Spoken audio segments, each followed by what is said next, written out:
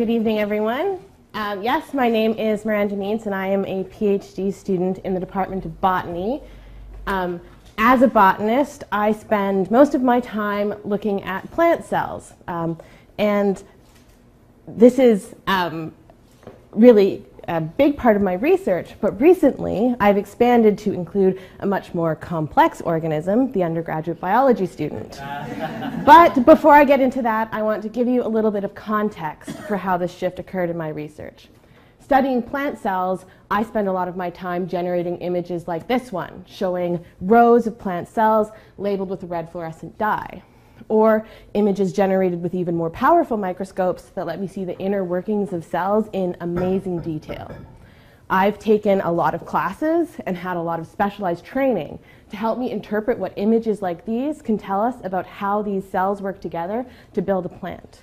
But I now have a different perspective on my training because I've become one of the people contributing to the training of the next generation of scientists. And this shift in perspective has caused me to ask some questions about what we're teaching our students and how we're teaching them. Because how we teach them determines our effectiveness as educators. And what we teach them has the capacity to change their lives long after university.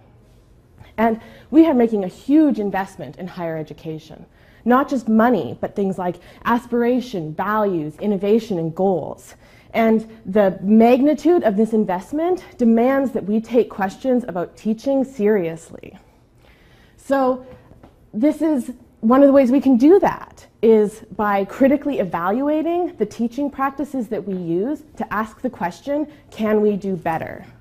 And this is where my research comes in. What I'm doing is combining my cell biology expertise with educational research methods to ask questions about one of the most important skills you can learn in university, problem-solving skills.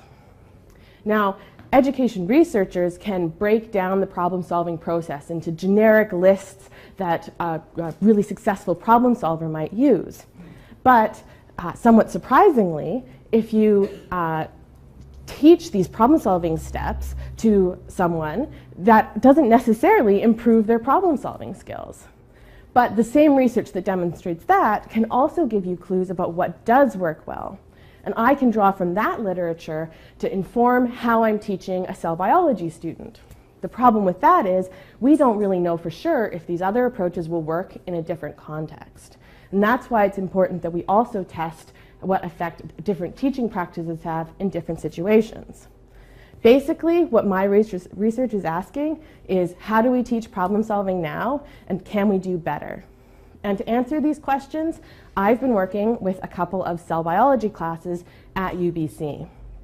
The first class it's a small class, it's a third-year elective with a small teaching team. The other is a much larger introductory class that's required for a lot of different programs and has a really large instructor team.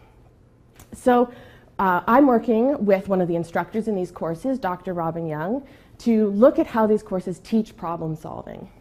In the smaller course, one of the ways they do this is with a set of problem sets, a set of assignments that they do over the term where they're given a novel problem and asked to come up with a solution.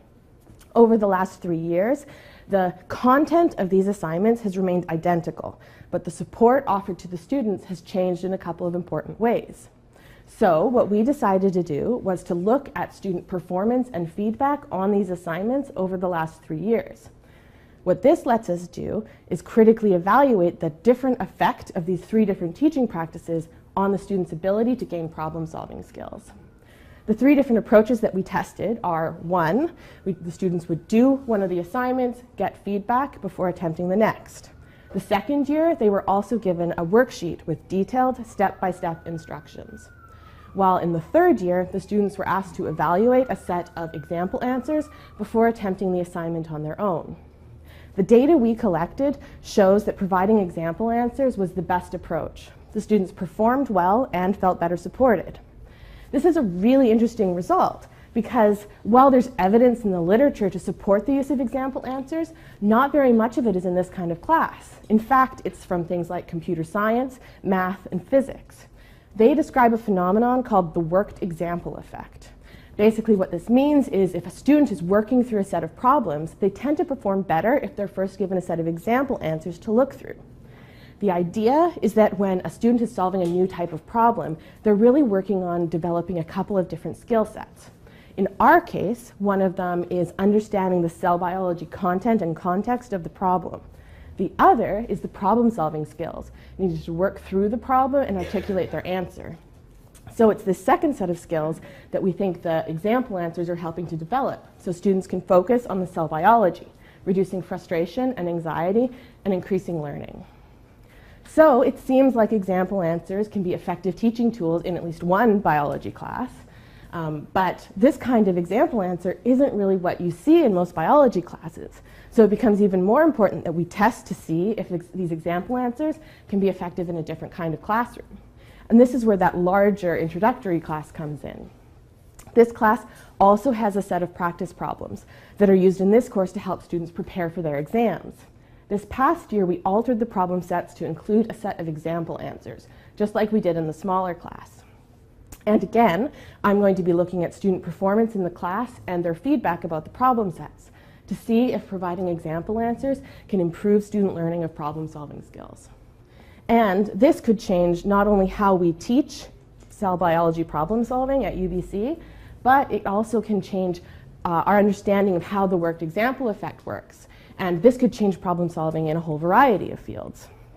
And ultimately, what this can do is improve the quality of education that our students receive, as well as their employment outcomes post-graduation.